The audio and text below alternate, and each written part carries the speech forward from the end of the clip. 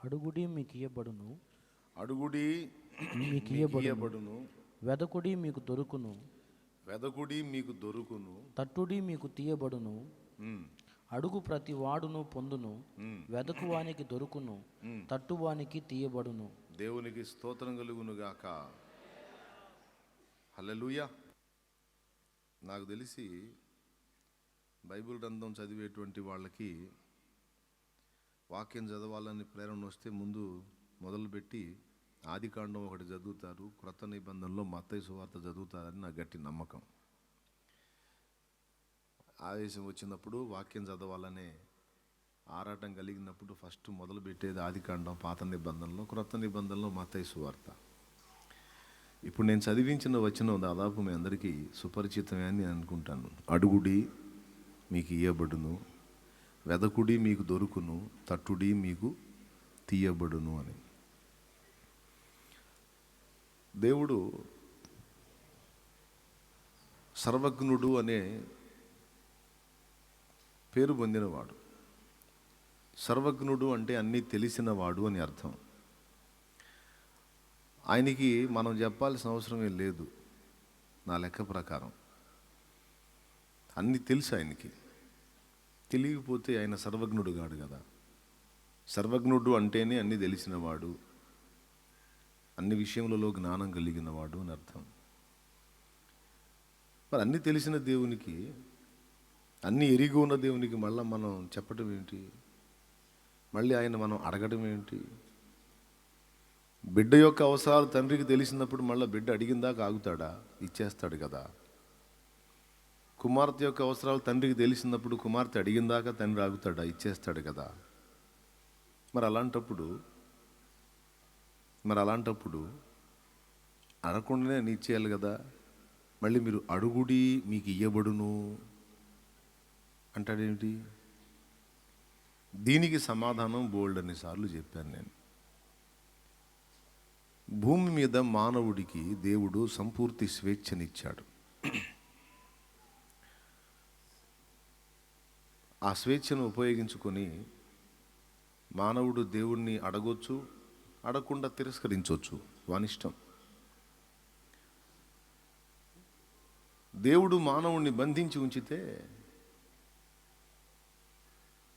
ఒక నియంతలాగా నియంతృత్వంలో ఉంచితే అప్పుడు అన్నీ ఆయనే చూసుకుంటాడు, మనం అడిగే పని లేకుండా. జైల్లో ఉన్న ముద్దాయికి టైం టు టైం ఫుడ్ వచ్చినట్టు ఒక వెయిట్ ప్రకారం ఫుడ్ పెడతారు జైల్లో. అట్లాగా బంధించి ఉంచితే, నియంతృత్వంలో ఉంచితే, స్వేచ్ఛనివ్వకుండా ఉంచితే పక్కాగా చూసుకోవాల్సిందే. కానీ భూమి మీద మానవుడికి స్వేచ్ఛనిచ్చాడు, స్వతంత్రతనిచ్చాడు, తనంతట తాను సొంత నిర్ణయాలు తీసుకునే అవకాశం ఇచ్చాడు.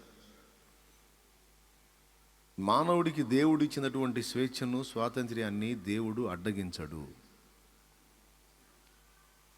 నేను సమస్తము కలిగి ఉన్నవాడిని నీవు నమ్మితే, నువ్వు అడిగిన ప్రతిదీ కూడా చేయగలనన్న నమ్మకం నీకుంటే, విశ్వాసం నీకుంటే,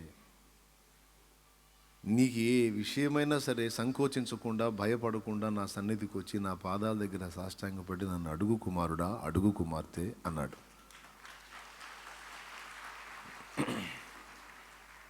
ఏం దేవా అడగకుండా చేయలేవా అంటే చేయడానికి వల్ల పడదు. భూమి మీద మీ అంతటా మీరు స్పందించకపోతే నేను స్పందించడానికి అవకాశం లేదు. అందుకే భూలోకంలో మీరు దేన్ని విప్పుతారో నేను అక్కడ విప్పుతాను, భూలోకంలో మీరు దేన్ని బంధిస్తారో అప్పుడు నేను అక్కడ అది బంధిస్తాను అన్నాడు. విప్పటమైనా బంధించటమైనా ముందు భూలోకం కదిలితేనే పరలోకం కదిలిద్ది. ఇది ఎప్పుడూ మనం మర్చిపోకూడదు. మళ్ళీ చెప్తున్నా, ఫస్ట్ ఇటుపక్క నుంచి స్పందన వస్తేనే అటువైపు నుంచి స్పందన వచ్చిద్ది. స్పందన, ప్రతిస్పందన. ఇటుపక్క నుంచి మనం స్పందించకుండా పరలోకం కదలదు. పరలోకం కదలాలి అంటే భూమి మీద మనం స్పందించాలి ఫస్ట్. ఎందుకని అంటే దేవుడు అలా రూల్ ఏర్పాటు చేశాడు, అది కారణం. సైతాన్ వచ్చి మన మీద దాడి చేయాలన్నా మనమే స్వాగతించాలి. దేవుడు వచ్చి మనల్ని దీవించాలన్నా మనమే ఆహ్వానించాలి.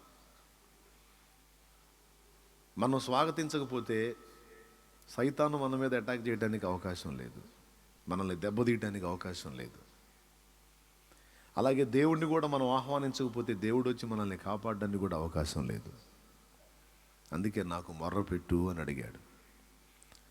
ఎందుకయ్యా, సమస్తము నీదే కదా, అట్లెందుకు నువ్వు హద్దులు గీసుకొని హద్దుల్లో ఉన్నావంటే, నీకు ఇవ్వబడిన స్వేచ్ఛను నేను అడ్డగించకుండా పూర్తిగా నీకు అన్ని విషయాల్లో స్వేచ్ఛను ఇవ్వటం అంటేనే నేను హద్దుల్లో ఉంటాం.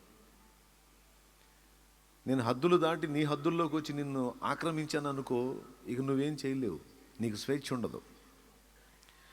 నాకు నీ నుండి స్వేచ్ఛాయుతమైన ప్రేమ కావాలి, స్వచ్ఛందమైన ప్రేమ కావాలి. బలవంత ప్రేమ నాకొద్దు. నీకు పూర్తిగా ఫ్రీడమ్ ఇస్తాను. దాన్ని ఉపయోగించుకొని నీవు నన్ను కోరుకుని నన్ను ఆశ్రయిస్తావా లేకపోతే మరొక దాన్ని ఆశ్రయిస్తావా అనేది ఎంపిక నీకే. నాకు ఒరిజినల్ లవ్ కావాలి. అర్థమైందా?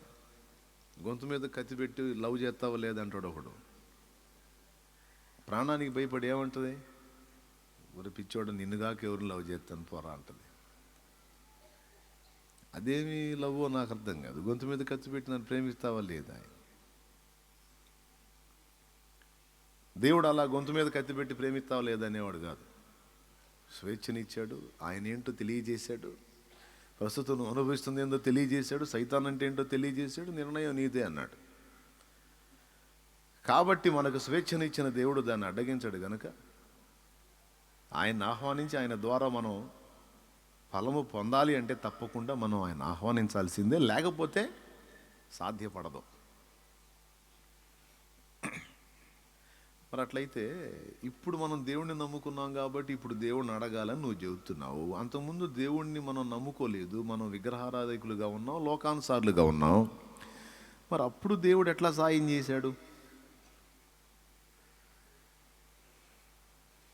అనే డౌట్ వచ్చింది కదా సహజంగా మీకు. సత్యదేవుని ఎరుగనటువంటి వాళ్లను దేవుడు ఏ వయసుతో పోల్చాడో తెలుసా? అజ్ఞాన దశలో ఉన్నటువంటి చంటి పిల్లల లెక్కలో పోల్చాడు. అజ్ఞాన దశలో ఉన్న చంటి పిల్లల లెక్కలో పోల్చాడండి. ఆ చంటి పిల్లలకు తమకేమవుతుందో, తమ పరిస్థితి ఏమిటో తాము ఎక్స్పోజ్ చేయడానికి తెలియదు. తమ వారెవరో గుర్తుపట్టేంత అవకాశం ఉండదు. ఆకలైతే ఏడుస్తుంది, పాలిస్తే నిద్రపోయింది. స్నానం చేపిస్తుంటే ఏడుస్తుంది, శుభ్రంగా స్నానం చేపించి ఒళ్ళు శుభ్రపరిచి నీట్గా పౌడర్ కొట్టి అలా ఉయ్యాల్లో బొబ్బ పెడితే మళ్ళీ నిద్రపోయింది. ఆ బిడ్డకి మళ్ళీ ఆకలి కాగానే కేరం అంటది, మళ్ళీ కాసిన పాలు ఇవ్వగానే నిద్రపోయింది. ఇంకంతే. ఇప్పుడు చెప్పండి, ఇప్పుడు ఆ బిడ్డ బాధ్యత పూర్తిగా అమ్మే చూసుకుంటుందా లేదా? ఇక ఆ బిడ్డ అడగకపోని అంటే తన స్థితిని తను ఎరిగి ఉండే పరిస్థితుల్లో లేనప్పుడు అన్ని బాధ్యతలు తల్లే చూసుకుంటుంది.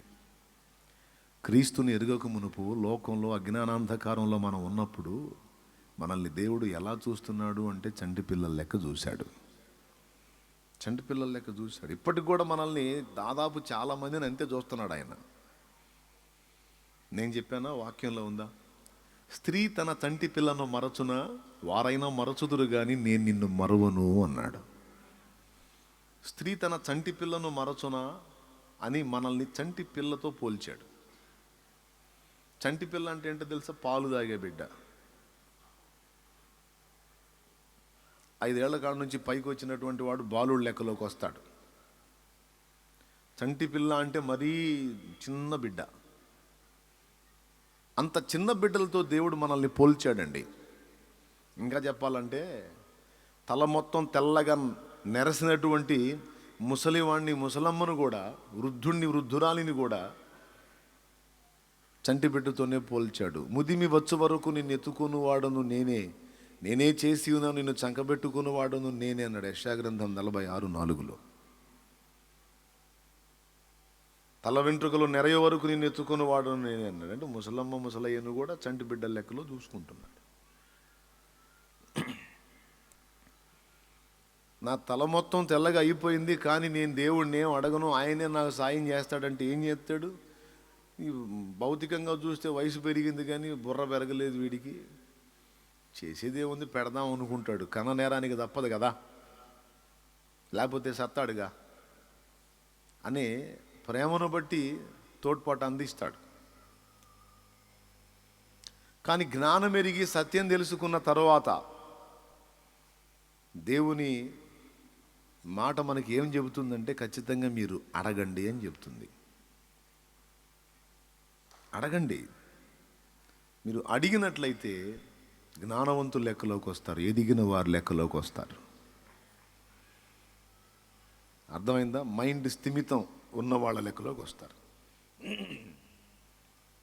అమ్మ ఇద్దరికి సేవ చేసేది అడగకపోయినా, చంటి బిడ్డకి రెండవది మైండ్ పోయిన వాళ్ళకి చేసేది. మైండ్ పోయినోడు వాడి సమస్య వాడు చెప్పుకోలేడు, వాడు అడగడు.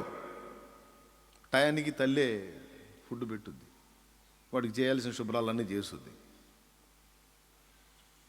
మనం ఆత్మీయ జీవితంలో చంటి పిల్లల్లాగా ఉండకూడదు, ఎదగాలనేది దేవుని కోరిక. మానసిక రోగుల్లాగా ఉండకూడదు, మైండ్ బాగున్న వాళ్ళ లెక్కలోకి రావాలనేది దేవుని కోరిక. అందుకనే అప్పుడంటే అజ్ఞాన దశలో తెలిసి తెలియకున్నారా బాబు, అన్నీ చేయతే కాలేదు మీకు, ఏదో అవసరానికి అంత పెట్టి మిమ్మల్ని బతికించుకున్నాను, మీకు ఏ కీడు కలగకుండా ఏదో నడిపించుకొచ్చాను. ఇప్పుడు మీరు జ్ఞానవంతులయ్యారు, సత్యం తెలుసుకున్నారు, నేనేందో తెలుసుకున్నారు. మీరు అడిగితే ఎంతటి కార్యమైనా సాధించి పెట్టడానికి నాకున్న అధికారం, అవకాశం, బలము మీకు తెలిసి ఉంది గనుక మనోనేత్రాలు వెలిగించబడిన మీరు ఇక నుంచి దేని విషయమైనా నన్ను అడగండి. మీరు ఏ స్థాయిలో అడుగుతారో ఆ స్థాయిలో తప్పకుండా నేను నీ విశ్వాస పరిధిలో గొప్ప కార్యాలు చేయగలుగుతాను. అడిగేటప్పుడు సందేహించకుండా అడుగు, డౌట్లు పెట్టుకోవద్దు, విశ్వాసంతో అడుగు. ఫస్ట్ నన్ను నమ్ము. హెబ్రీ పత్రిక 11వ అధ్యాయం 6వ వచనం, విశ్వాసము లేకుండా దేవునికి ఇష్టడై ఉండుట అసాధ్యము. దేవుని యొద్దకు వచ్చువాడు, దేవుణ్ణి వెతుకువాడు ఫస్ట్ దేవుడు ఉన్నాడని నమ్మాలి కదా, తను వెతికేవాడికి ఫలము దయచేస్తాడని నమ్మాలి కదా. ఇట్లా లేకపోతే ఎట్లా అన్నట్టు చెప్తాడు అక్కడ. నా దగ్గర అడుగు. ఏ విషయాలు అడుగుతావు? నీ కడుపు కోసం అడుగుతావా? నీ ఇంటి కోసం, నీ ఒంటి కోసం అడుగుతావా? అంతవరకేనా నీ జీవితం? నో. అనేకుల బాగు కొరకు, అనేకుల మేలు కొరకు కూడా నీవు అడగాలి. భూ సంబంధమైనవే కాదు, పర సంబంధమైన ఈవులు బోలెడన్ని ఉన్నాయి నా దగ్గర. నువ్వు అడుగు. ఈవులన్నిటిలో నీకు గొప్ప ఈవి నా పరిశుద్ధాత్మ. పరిశుద్ధాత్మను అడుగు, శక్తిని అడుగు, బలమును అడుగు, అనేకుల దీవెన కొరకు అడుగు, నేను ఇస్తా. కానీ నువ్వు అడగకుండా చేయడానికి లేదు. నువ్వు అడగకుండా చేయాలంటే కొన్నే చేస్తా. ఎందుకంటే సృష్టించిన సృష్టికర్తగా అందరికీ ఫుడ్ పెట్టాల్సిన బాధ్యత కనుక అందరితో పాటు నీకు కూడా ఫుడ్ వచ్చేటట్టు చేస్తా. అదనంగా ఉండదు. అదనంగా నీకు నేనేమైనా చేయాలనుకుంటే, లోకంలో ఉన్నప్పుడు అజ్ఞానిగా ఉన్నావు గనక, అడగాలన్న సంగతి కూడా నీకు తెలియదు గనక, ఎవరిని అడగాలో కూడా తెలియదు గనక చాలా టైం వేస్ట్ అయిపోయింది. ఇప్పుడు నేను తెలుసు, నన్ను అడగాలని తెలుసు, ఎలా అడగాలో తెలుసు, అన్నీ నేను నీకు నేర్పుతున్నాను గనక ఈ అడుగుట అనే ప్రక్రియను దయచేసి మానొద్దు అంటాడు ఆయన. అందుకే బైబిల్ మొత్తంలో పాత నిబంధన, క్రొత్త నిబంధనలో వందలాది వచనాలు ప్రార్థనను చెయ్యమని కోరతా ఉంటాయి, ప్రార్థన చేయమని పిలుపునిస్తాయి. ప్రార్థన, ప్రార్థన, ప్రార్థన, ప్రార్థన, ప్రార్థన. ఒక మనిషిగా నీ కొరకు మాత్రమే కాదు, సమాజం కొరకు, దేవుని మహిమార్థమై గొప్ప గొప్ప వాటిని అడుగు, గొప్ప గొప్ప వాటిని అడుగు, గొప్ప గొప్ప వాటిని ఎదురు చూడు, దేవుని దగ్గర నుండి నిరీక్షించు. నువ్వు అడుగు దేవుని ఎదుట, దేవా నా కుటుంబం, నా కుటుంబం కడుపు నిండుతుంది, నా కోరిక ప్రభువా, నేను వందలాది మంది కడుపులు నింపాలి తండ్రి, వందలాది మంది కడుపులు నింపాలి తండ్రి, 100 మందికి అంత అన్నం పెట్టాలి తండ్రి, అవకాశం ఇవ్వవా అని అడుగు. నా దేహపు సిగ్గు కప్పుకోవటానికి నాకును నా ఇంటి వారికి నీ వస్త్రం ఉందయ్యా అనేక మందికి నేను వస్త్రాలు ఇవ్వాలన్న ఆశ ఉంది దేవా, నాకు సాయం చేయమని అడుగు. దేవునికి స్తోత్రం కలుగునుగాక. నాకుంది వస్త్రం, అది లేక ఇబ్బంది పడుతున్న అనేక ఇతరులకు నేను మేలు చేయనట్లు నువ్వు శరీర సంబంధంగా అడగాలనుకుంటే నీ ఒక్కనికే కాక అనేకులకు చేయాలయ్యా, నా ఆశ అయ్యా అని అడుగును. ఇవాళ కాకపోతే రేపు, రేపు కాకపోతే ఎల్లుండి, అవసరమైతే 10 నెలల తర్వాత అయినా సరే, లేదా సంవత్సరం తర్వాత అయినా సరే ఖచ్చితంగా నీ చేతిని నింపుతాడు ఆయన. ఎందుకంటే నీ మైండ్ నీ కడుపు నింపుకోవటానికి, నీ దేహం కోసం ఆలోచన కాదు. నువ్వు ఏదన్నా చెయ్యి, ఎప్పుడు నీ మనసంతా కూడా ఇతరులకు మేలు చేయాలి, ఇతరులకు హెల్ప్ చేయాలి, ఇతరులను ఆదుకోవాలి, ఇతరులకు సహాయపడాలి, ఇతరుల కన్నీళ్లు తొడవాలి, ఇతరులకు ఆదరించాలి అనే మైండ్ నువ్వు కలిగి ఉన్నట్లయితే, ఆ విషయాలు దేవుని ముందుకెళ్ళి నువ్వు నిజంగా అడగగలిగినట్లయితే ఖచ్చితంగా నీ చేత ఆ పని దేవుడు చేయించి తీరతాడంతే. నువ్వు అది అడుగుతావో లేకపోతే నీ వరకే నువ్వు అడుగుతావో, మొత్తానికి దేవునికి సంతోషం కలిగించేదైతే నేను ముందు చెప్పింది.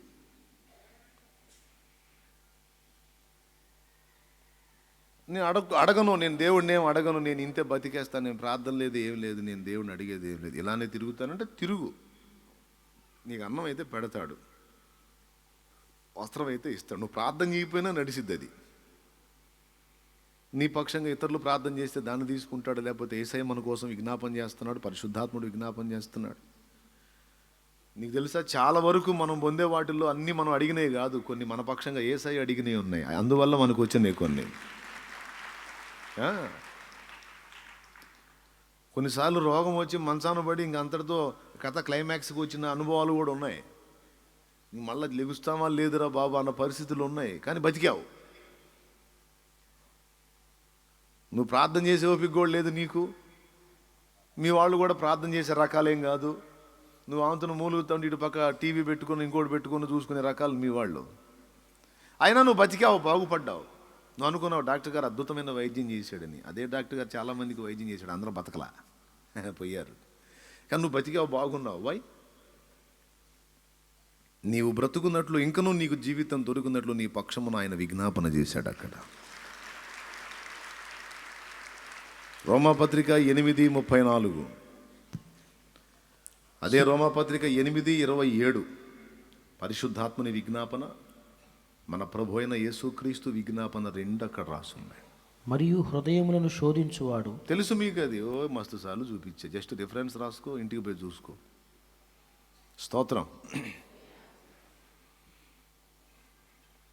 అవునా? చాలాసార్లు ఎన్నో వింతలు మనకు జరిగినాయి, కానీ ఎట్లా మనం ప్రార్థన చేయని కూడా జరిగినాయి. మహానుభావుడు మన పక్షమున విజ్ఞాపన చేశాడు. మనం పొందినవన్నీ కూడా చాలా వరకు మనం అడగకయే పొందినవన్నీ కూడా ఆయన అడిగి మనకు అనుగ్రహించాడు. ఇది ప్రభువుని మహిమపరచాల్సినటువంటి విషయం. అయితే దేవుడు చెప్పేది ఏంటంటే, ఇంకా గొప్ప కార్యాలు చేయగలను నువ్వు గ్రహించి అడగగలిగితే. కాబట్టి అడుగు. రెండోది ఏమన్నాడు? వెతుకు. ఎక్కడ వెతకాలి? ఎక్కడ వెతకాలండి? దేవుని పాదాల దగ్గరే వెతకాలి. ఎందుకంటే సమస్తము ఆయన పాదముల క్రింద ఉంచుకొని ఉన్నాడు. ఆయన పాదాల దగ్గరే వెతకాలి. సమస్యలకు పరిష్కారాలు, ప్రత్యామ్నాయ మార్గాలు మనం ఆయా ప్రాంతాల్లో వెతుకుతాంనో, దేవుడు నాకు నేర్పించాడు, ఏదైనా సరే పరిష్కారం నా కాళ్ళ దగ్గర ఉంది. నువ్వు ఓన్గా డీల్ చేసుకొని చాలా విషయాలు ఎన్నైనా సరే, అవి కోటి సమస్యలైనా కావచ్చు, అన్నీ నా పాదాల కింద ఉన్నాయి. పరిష్కారం నా కాళ్ళ దగ్గర ఉంది. నువ్వు నా సన్నిధిని నా పాదాల చెంత వెతుకు. ఏం దడపడద్దు, ఆయాసపడద్దు, టెన్షన్ పడద్దు, గందరగోళం అవ్వద్దు. నేనున్నానని నువ్వు నమ్మితే, నేను సర్వశక్తి గల దేవుడినని నువ్వు విశ్వసిస్తే, పూర్తిగా నా మీద ఆనుకునే మనసు నీకుంటే, సందేహించకుండా, సంకోచించకుండా నాకు మొర్రపెట్టు. నువ్వు మొర్రపెట్టిన వెంటనే పరిస్థితిని బట్టి స్పందిస్తాను. లేకపోతే కొంచెం నేను నిదానిస్తే ఇంకా ఎక్కువ మేలు నీకు కలిగే అవకాశం ఉంటే కొంచెం టైం తీసుకుంటాను. ఏం చేస్తాను? కొంచెం టైం తీసుకుంటాను. మొత్తం మీద ఒకటి ఖాయం, నువ్వు అడిగిన దానికి తగిన కాలమందు తప్పకుండా నేను ఉత్తరం ఇస్తాను. అడిగి నువ్వు మర్చిపోతావు, నేను మర్చిపోను. మనం ప్రార్థనలో అడిగి మర్చిపోయిన విషయాలు ఎన్నో జవాబులు ఇచ్చాడు. అయ్యో, మళ్ళీ దొరికినప్పుడు మనం పొందినప్పుడు ఆశ్చర్యం కలిగింది. ఓ, ఎప్పుడో అడిగాను ఇది నేను దేవుణ్ణి. ఎప్పుడో అడిగావు, ఇప్పుడు ఇచ్చాడు దేవుడు. ఇప్పుడు ఎందుకు ఇచ్చావు నాన్న? అప్పుడు అడిగితే అంటే ఇప్పుడు సమయం కాబట్టి. అవును, వాడికి మొత్తం 5 ఏళ్ళు లేవు. డాడీ అందరు బైక్ మీద పోతున్నారు, డాడీ నాకు కూడా బైక్ ఇవ్వా అంటే వెంటనే ఇస్తాడా? ఏం బైక్ కావాలి నాయన నీకు? రాయల్ ఎన్ఫీల్డ్ కావాలా, లేకపోతే రాజ్దూత్ కావాలా, ఏ బైక్ కావాలరా నీకు అని వెంటనే బైక్ ఇస్తాడా? 5 ఏళ్ళోడికి సైకిల్ కూడా ఈడు. ఒకవేళ సైకిల్ ఇస్తే ఏ సైకిల్ ఇస్తాడు తెలిస్తే 5 ఏళ్ళోడు ఏ పర్సనాలిటీ ఉన్నాడో వాడికి తగ్గదు ఏదో ఉంటుంది, బుడది ఇస్తాడు.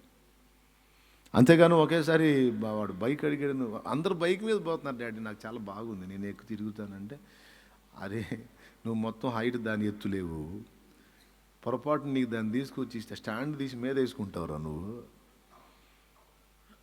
అది దాని మీద కూర్చో, నువ్వు నడపడం కాదు, నీ మీద పడిద్ది అని నవ్వుకొని పోరా అంట. అదే వాడు ఒక ఏజ్లోకి వచ్చిన తర్వాత, డాడీ నేను జర్నీ చేయాల్సి వస్తుంది, నాకు లేట్ అవుతుంది, నాకు కొంచెం వెహికల్ కావాలంటే చెప్పేదేముంది, పైసలు తీసుకొని పద అంటాడు. తీసుకోపోనా, ఏంటి జర్నీ చేస్తున్నావు, దూరం కదరా, వెళ్ళాలి కదా, మరి నీకు అవసరం కదా, తెచ్చుకోపోయా, పో ఇదిగో డబ్బులు తీసుకొని పో. అవసరమైతే వచ్చి నువ్వు కోరిన దాన్ని నీకు ఇప్పించి, అవసరమైతే నువ్వు నడుపుతా ఉంటే వెనక్కి కూర్చొని ఆనందంగా నీతో పాటు వస్తాడు. కొన్నిసార్లు మనకి తపన ఎక్కువ. నేను ఇప్పుడు అడిగా డింగుమని రావాలి నా చేతుల్లో, కానీ ఏంది సోదరా? కొన్నిసార్లు దేవుడు మన ప్రార్థనలకు జవాబు ఇస్తే స్తోత్రం, జవాబు ఇవ్వకపోతే ఇంకా స్తోత్రం. ఎందుకు? కొన్నిసార్లు మనకు తెలియకుండా అది మన ఎత్తిన పడే అడుక్కుంటాం మనం. అందుకే కొన్ని ప్రార్థనలకు తక్షణమే జవాబిస్తాడు, కొన్ని ప్రార్థనలకు టైం తీసుకుంటాడు. మొత్తం మీద జవాబు ఖాయం. ఆమేన్. అయితే మనం వెతకాలి ఆయన సన్నిధిలో. అన్ని సమస్యలకు పరిష్కారం ఆయన పాదాలే, ఆయన పాదాల దగ్గర ఉంది. దీన్ని నమ్మినోడు ఏది ఎదురైనా ముందు అక్కడికే పరిగెత్తుతాడు. దేవుణ్ణి నమ్మినోడు, దేవుణ్ణి విశ్వసించినోడు, దేవుని శక్తిని ఎరిగినోడు ఏదొచ్చినా సరే ముందు దేవుని పాదాల దగ్గరికి పరిగెత్తాడు, కానీ మనుషుల కాళ్ళ దగ్గరికి పరిగెత్తడు. మనుషుల దయా దాక్షిణ్యాల కోసం గోజాడుకోడు. దేవుని భక్తిపరుడైన వాడు, భక్తురాలైన మనిషి ఏదన్నా రాని ఆయన కాళ్ళ దగ్గరే తేల్చుకుంటాను అని. ఎందుకంటే వాళ్ళు దేవుణ్ణి నమ్ముతున్నారు, దేవుని బలం వాళ్ళకి తెలుసు, దేవుని జ్ఞానం వాళ్ళకి తెలుసు, దేవుని ప్రేమ వాళ్ళకి తెలుసు, దేవుని నమ్మకత్వం వాళ్ళకి తెలుసు. కాబట్టి అంతకు మించినోడు ఇంకొకటి లేడు. కాబట్టి వాళ్ళు ఏ పరిస్థితికైనా సరే ముందు ఆయన పాదాల దగ్గరికి పరిగెత్తడం అనేది నేర్చుకుంటారు. అదే దేవుడు పిలుస్తున్నాడు. ఒకప్పుడంటే మైండ్ పని చేయలేదు బాబు నీకు, ఇప్పుడు నేను మనోనేత్రాలు వెలిగించాను, సత్యం నీకు బయలుపరిచాను, నువ్వు రా, నీకోసం ఏం చేయాలో అడుగు. నువ్వు అడగంది ఏది? మనోనేత్రాలు వెలిగించబడిన నువ్వు ఏ రేంజ్లో అడిగితే ఆ రేంజ్లో కార్యం చేయడానికి నాకు అవకాశం ఉంది. నువ్వు అడగకపోతే కొంచెమే, గొప్ప గొప్ప వాటిని ఎదురు చూడు, ప్రజల క్షేమార్థమై నా మహిమార్థమై నువ్వు కోరు, అవి ఎంతటివైనా సరే తగిన కాలమందు నేను నెరవేర్చి నీకు చూపిస్తా అంటాడు. ఇదంతా నేను అనుభవించాను, ఇదంతా నేను అనుభవం లేకుండా మాట్లాడటల్లా, అన్నీ అనుభవించే కన్నులారా చూస్తూనే నేను మాట్లాడుతున్నాను. వాళ్ళని వీళ్ళని చూసి అందరిలాగా ముందుకు పరిగెత్తాలన్న ఆశ నాకు అప్పటి నుంచి ఉండే అనుకుందాం. దేవుడు నువ్వు ఆగునాయనా అని అట్లా, దేవా నేను కూడా చేయాలి ప్రభా, ఆగురా, ఓ టైం ఉంది, ఆగురా, ఓ సమయం ఉంది, ఆగు, అప్పటిదాకా దాగు, నా రెక్క కింద దాగి ఉండు, నేర్చుకో, కొంత అవగాహన పొందు, కొంత అనుభవం ముందు, ఓ టైం ఉంటుంది, అప్పుడు నువ్వు బలంగా చేద్దువు. కానీ కొద్దిగా ఆగు నాన్న, కొంచెం నేర్చుకో నాన్న, కొంచెం నిదానించు నాన్న. కప్పి పెట్టాడు, ఆయన రెక్క కింద కప్పి ఉంచాడు. ఓ సమయం వచ్చింది, అప్పుడు ప్రార్థనకి జవాబు ఇవ్వటం మొదలుపెట్టాడు. ఇప్పుడు వెళ్ళు, ఇప్పుడు టైం అయింది, పో పరిగెత్తు. నేను పరిగెత్తాలనుకున్న టైంలో నిజంగా దేవుడు ఆమోదించి ఆమెనన్నట్టయితే దాని ఫలం కొంచెమే ఉండునేమో. దేవుడు ఆమోదించిన టైంలో ఆయన నన్ను బయటికి తీసినప్పుడు దాని ఫలం అది ఎన్ని రెట్లు నేను చెప్పలేను. అట్లాగే ఇప్పుడు చెప్పండి, దేవుని సమయమా మన సమయమా? పెద్దగా చెప్పండి, నోరు తెరిసి. ఇంకొకసారి పెద్దగా చెప్పండి. రైట్. దేవుణ్ణి అడగాలా వద్దా? అడగని వాళ్ళని ఏ లెక్కలు వేస్తాడు?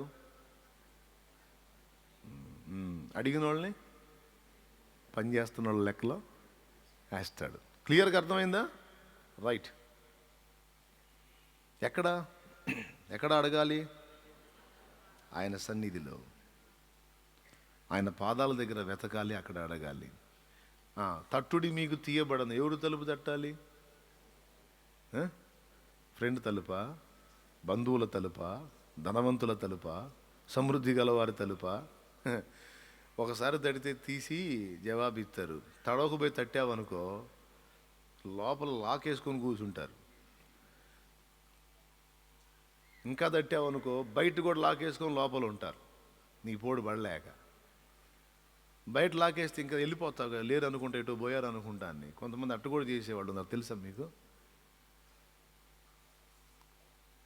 అప్పులోళ్ళ దెబ్బకి దడిసి తాళాలు వేసుకొని బయట లోపల కూర్చోవటమే కాదు, అప్పు అడిగే వాళ్ళ దెబ్బ కూడా దాక్కునే వాళ్ళు ఉన్నారు.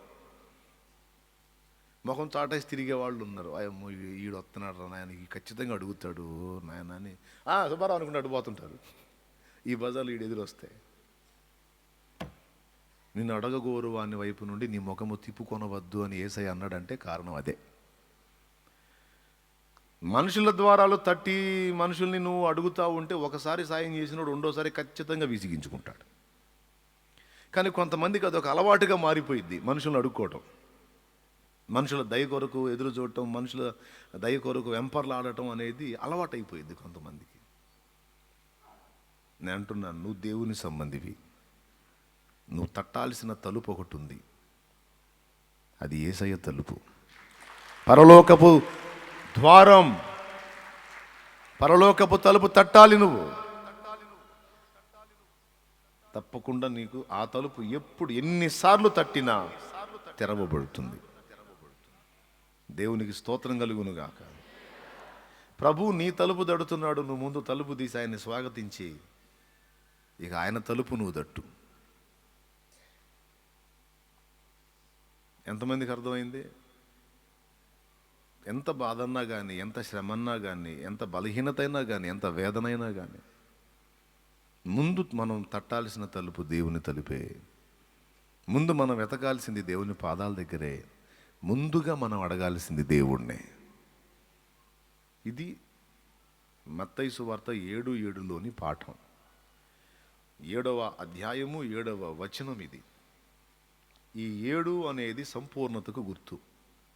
ఆశ్చర్యం ఏంటంటే క్రొత్త నిబంధనలో మొదటి పుస్తకం మత్తయి సువార్త అయితే, మత్తయి సువార్తలో 7వ అధ్యాయం 7 పరిపూర్ణ సంఖ్య అయితే, వచనం కూడా 7లోనే ఇది వచ్చేటట్టు చేశాడు ఆయన. అంటే ఉన్నదంతా నువ్వు గ్రహించాల్సిన సంపూర్ణమంతా ఇందులో ఉంది నాయనా, కాస్త దాన్ని కనిపెట్టు నాయనా అని అక్కడ పెట్టాడు అన్నమాట.